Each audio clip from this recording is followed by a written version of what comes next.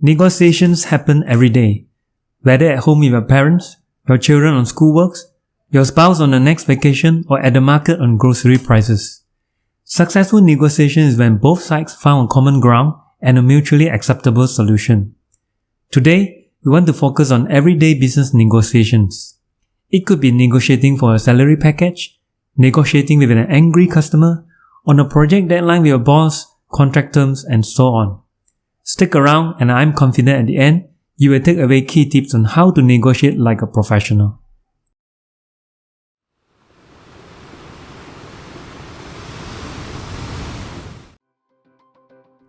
Good negotiation skills are an art and need practice to make perfect, just like any other skills.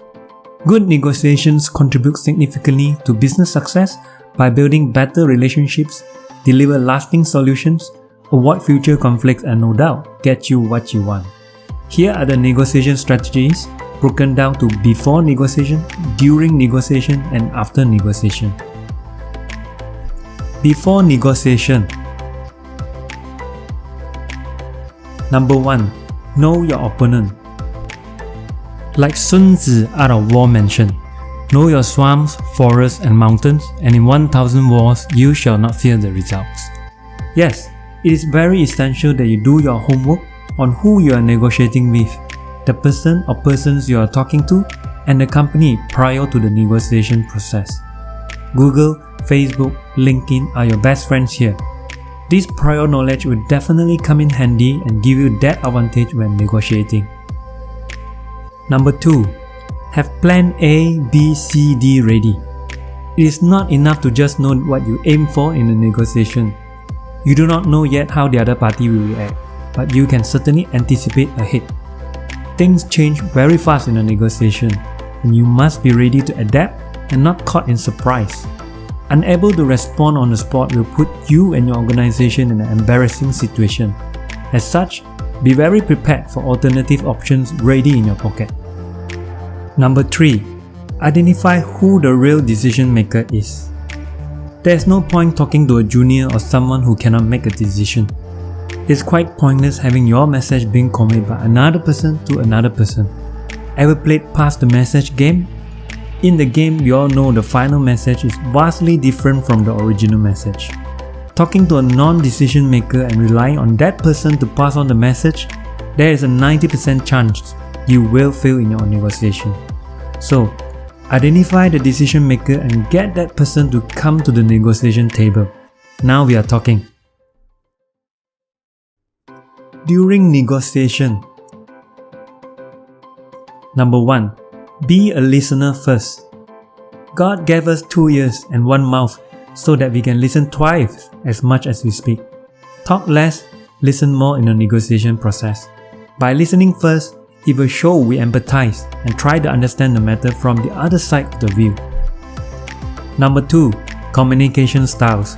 There are 3 ways of negotiation styles: passive, aggressive, and assertive. Being too passive, and you may send a message that you are easy to give in. This will invite the other party to ask for more concessions.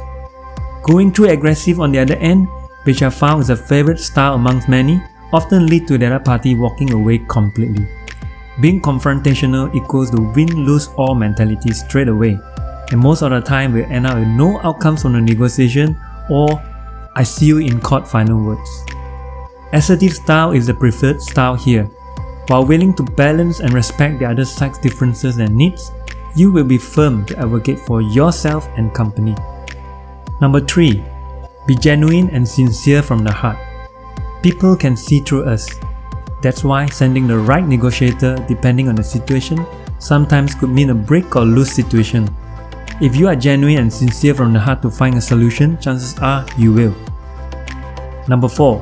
Aim for a win-win situation. Never go in a negotiation with the mentality of winner takes it all, the loser standing small. The winner takes it all. Be ready in hand what concessions you are willing to give in that mean little to you while giving something the other party that means a lot to them. The negotiation should foster goodwill with the other party regardless of differences.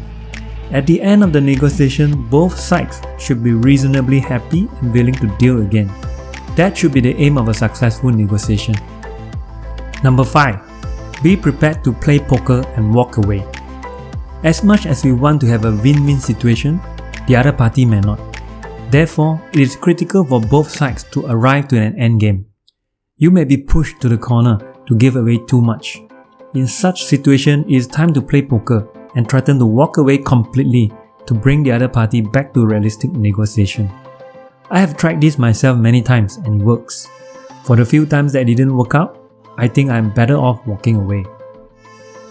Number 6. Use your body language to send clues. Try to connect emotionally with the other party through body gestures. A picture speaks 1,000 words, but a body gesture conveys 1,000 more. Rather than saying an outright no, try using your facial expressions and body gestures to send the message instead. This will leave you still open for discussions, but you get the message across without offending. It can work the other way too without giving too much away. Number 7. Don't be an a-hole. Finally, who likes to deal with an a-hole? Come on, nobody. So don't get carried away and never get emotional. Be courteous and stay professional at all times. After the negotiation, wrap up discussion.